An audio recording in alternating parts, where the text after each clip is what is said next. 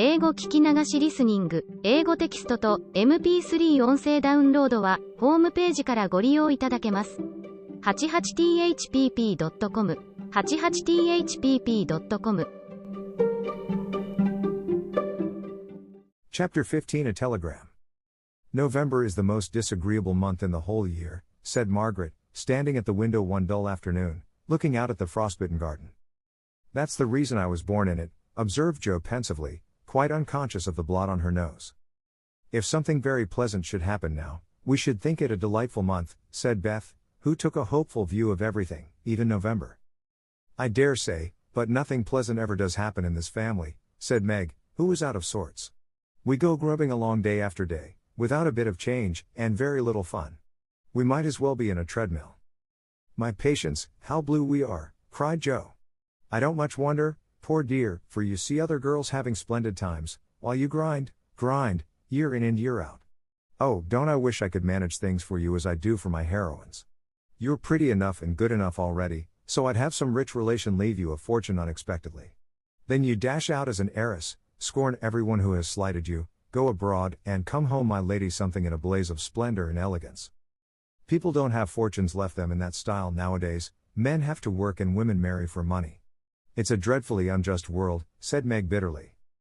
Joe and I are going to make fortunes for you all. Just wait 10 years, and see if we don't, said Amy, who sat in a corner making mud pies, as Hannah called her little clay models of birds, fruit, and faces. Can't wait, and I'm afraid I haven't much faith in ink and dirt, though I'm grateful for your good intentions. Meg sighed, and turned to the frostbitten garden again. Joe groaned and leaned both elbows on the table in a despondent attitude, but Amy spat it away energetically, and Beth, who sat at the other window, said, smiling, 2 pleasant things are going to happen right away. Mommy is coming down the street, and Laurie is tramping through the garden as if he had something nice to tell. In they both came, Mrs. March with her usual question, any letter from father, girls? And Laurie to say in his persuasive way, won't some of you come for a drive? I've been working away at mathematics till my head is in a muddle, and I'm going to freshen my wits by a brisk turn. It's a dull day, but the air isn't bad, and I'm going to take Brooke home, so it will be gay inside, if it isn't out. Come, Joe, you and Beth will go, won't you? Of course we will. Much obliged, but I'm busy. And Meg whisked out her workbasket, for she had agreed with her mother that it was best, for her at least, not to drive too often with the young gentleman. We 3 will be ready in a minute, cried Amy, running away to wash her hands. Can I do anything for you, Madam Mother? Asked Laurie, leaning over Mrs. March's chair with the affectionate look and tone he always gave her. No, thank you, except call at the office, if you'll be so kind, dear. It's our day for a letter, and the postman hasn't been. Father is as regular as the sun, but there's some delay on the way, perhaps. A sharp ring interrupted her, and a minute after Hannah came in with a letter. It's one of them horrid telegraph things, Mum, she said, handling it as if she was afraid it would explode and do some damage. At the word telegraph, Mrs. March snatched it, read the 2 lines it contained, and dropped back into her chair as white as if the little paper had sent a bullet to her heart. Laurie dashed downstairs for water, while Megan and Hannah supported her, and Joe read aloud, in a frightened voice. Mrs. March. Your husband is very ill. Come at once. S. Hale. Blank Hospital, Washington. How still the room was as they listened breathlessly, how strangely the day darkened outside, and how suddenly the whole world seemed to change as the girls gathered about their mother, feeling as if all the happiness and support of their lives was about to be taken from them.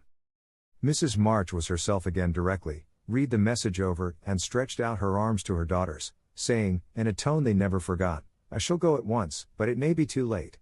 Oh, children, help me to bear it.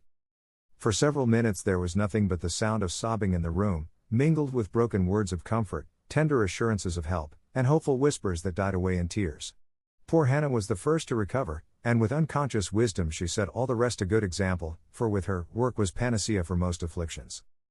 The Lord keep the dear man. I won't waste no time cryin', but get your things ready right away, Mum, she said heartily, as she wiped her face on her apron, gave her mistress a warm shake of the hand with her own hard one, and went away to work like 3 women in one. She's right, there's no time for tears now. Be calm, girls, and let me think. They tried to be calm, poor things, as their mother sat up, looking pale but steady, and put away her grief to think and plan for them. Where's Laurie?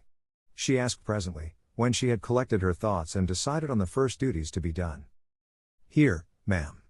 Oh, let me do something, cried the boy, hurrying from the next room whither he had withdrawn, feeling that their first sorrow was too sacred for even his friendly eyes to see. Send a telegram saying I will come at once. The next train goes early in the morning. I'll take that. What else? The horses are ready. I can go anywhere, do anything, he said, looking ready to fly to the ends of the earth. Leave a note at Aunt March's. Joe, give me that pen and paper.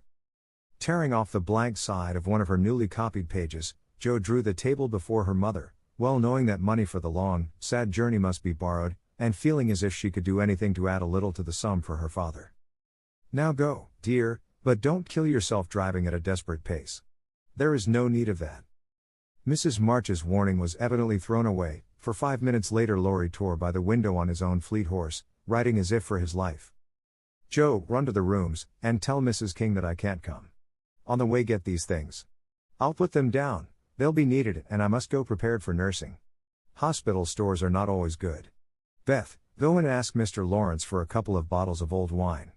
I'm not too proud to beg for father. He shall have the best of everything. Amy, tell Hannah to get down the black trunk, and Meg, come and help me find my things, for I'm half bewildered. Writing, thinking, and directing all at once might well bewilder the poor lady, and Meg begged her to sit quietly in her room for a little while, and let them work. Everyone scattered like leaves before a gust of wind, and the quiet, happy household was broken up as suddenly as if the paper had been an evil spell. Mr. Lawrence came hurrying back with Beth, bringing every comfort the kind old gentleman could think of for the invalid, and friendliest promises of protection for the girls during the mother's absence, which comforted her very much. There was nothing he didn't offer, from his own dressing gown to himself as escort. But the last was impossible. Mrs. March would not hear of the old gentleman's undertaking the long journey, yet an expression of relief was visible when he spoke of it, for anxiety ill fits one for traveling. He saw the look, knit his heavy eyebrows, rubbed his hands, and marched abruptly away, saying he'd be back directly. No one had time to think of him again till, as Meg ran through the entry, with a pair of rubbers in one hand and a cup of tea in the other, she came suddenly upon Mr. Brooke. I'm very sorry to hear of this, Miss March, he said, in the kind, quiet tone which sounded very pleasantly to her perturbed spirit. I came to offer myself as escort to your mother. Mr. Lawrence has commissions for me in Washington, and it will give me real satisfaction to be of service to her there. Down dropped the rubbers, and the tea was very near following, as Meg put out her hand, with a face so full of gratitude that Mr. Brooke would have felt repaid for a much greater sacrifice than the trifling one of time and comfort which he was about to take. How kind you all are. Mother will accept, I'm sure, and it will be such a relief to know that she has someone to take care of her. Thank you very, very much. Meg spoke earnestly, and forgot herself entirely till something in the brown eyes looking down at her made her remember the cooling tea, and lead the way into the parlor, saying she would call her mother. Everything was arranged by the time Laurie returned with a note from Aunt March, enclosing the desired sum, and a few lines repeating what she had often said before, that she had always told them it was absurd for March to go into the army, always predicted that no good would come of it, and she hoped they would take her advice the next time. Mrs. March put the note in the fire, the money in her purse, and went on with her preparations, with her lips folded tightly in a way which Joe would have understood if she had been there. The short afternoon wore away. All other errands were done, and Meg and her mother busy at some necessary needlework, while Beth and Amy got tea, and Hannah finished her ironing with what she called a slap and a bang, but still Joe did not come. They began to get anxious, and Laurie went off to find her, for no one knew what freak Joe might take into her head. He missed her, however, and she came walking in with a very queer expression of countenance, for there was a mixture of fun and fear, satisfaction and regret in it, which puzzled the family as much as did the roll of bills she laid before her mother, saying with a little choke in her voice, "That's my contribution toward making father comfortable and bringing him home." "My dear, where did you get it?" $25. "Joe, I hope you haven't done anything rash?" "No, it's mine honestly. I didn't beg, borrow, or steal it. I earned it, and I don't think you'll blame me, for I only sold what was my own." As she spoke, Joe took off her bonnet, and a general outcry arose, for all her abundant hair was cut short. "Your hair! Your beautiful hair! Oh, Joe, how could you? You're one beauty. My dear girl, there was no need of this. She doesn't look like my Joe anymore, but I love her dearly for it." As everyone exclaimed, and Beth hugged the cropped head tenderly, Joe assumed an indifferent air, which did not deceive anyone a particle, and said, rumpling up the brown bush and trying to look as if she liked it, "It doesn't affect the fate of the nation, so don't wail, Beth. It will be good for my vanity, I was getting too proud of my wig. It will do my brains good to have that mop taken off. My head feels deliciously light and cool, and the barber said I could soon have a curly crop, which will be boyish, becoming, and easy to keep in order. I'm satisfied, so please take the money and let's have supper. Tell me all about it, Joe. I am not quite satisfied, but I can't blame you, for I know how willingly you sacrificed your vanity, as you call it, to your love. But, my dear, it was not necessary, and I'm afraid you will regret it one of these days," said Mrs. March. "No, I won't," returned Joe stoutly, feeling much relieved that her prank was not entirely condemned. "What made you do it?" asked Amy, who would as soon have thought of cutting off her head as her pretty hair. "Well, I was wild to do something for father," replied Joe, as they gathered about the table, for healthy young people can eat even in the midst of trouble. "I hate to borrow as much as mother does, and I knew Aunt March would croak, she always does, if you ask for a ninepence. Meg gave all her quarterly salary toward the rent, and I only got some clothes with mine, so I felt wicked, and was bound to have some money, if I sold the nose off my face to get it." "You needn't feel wicked, my child. You had no winter things and got the simplest with your own hard earnings," said Mrs. March with a look that warmed Joe's heart. "I hadn't the least idea of selling my hair at first, but as I went along I kept thinking what I could do, and feeling as if I'd like to dive into some of the rich stores and help myself. In a barber's window I saw tails of hair with the prices marked, and one black tail, not so thick as mine, was $40. It came to me all of a sudden that I had one thing to make money out of, and without stopping to think, I walked in, asked if they bought hair, and what they would give for mine."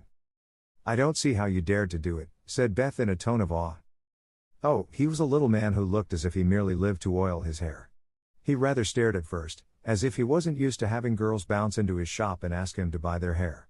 He said he didn't care about mine, it wasn't the fashionable color, and he never paid much for it in the first place. The work put into it made it dear, and so on. It was getting late, and I was afraid if it wasn't done right away that I shouldn't have it done at all, and you know when I start to do a thing, I hate to give it up. So I begged him to take it and told him why I was in such a hurry. It was silly, I dare say, but it changed his mind, for I got rather excited, and told the story in my topsy-turvy way, and his wife heard, and said so kindly, 'Take it, Thomas, and oblige the young lady. I'd do as much for our Jimmy any day if I had a spire of hair worth selling.'" "Who was Jimmy?" asked Amy, who liked to have things explained as they went along. "Her son," she said, "who was in the army. How friendly such things make strangers feel, don't they? She talked away all the time the man clipped, and diverted my mind nicely." "Didn't you feel dreadfully when the first cut came?" asked Meg, with a shiver. "I took a last look at my hair while the man got his things, and that was the end of it. I never snivel over trifles like that. I will confess, though, I felt queer when I saw the dear old hair laid out on the table, and felt only the short rough ends of my head. It almost seemed as if I'd an arm or leg off. The woman saw me look at it, and picked out a long lock for me to keep. I'll give it to you, Mommy, just to remember past glories by, for a crop is so comfortable I don't think I shall ever have a mane again."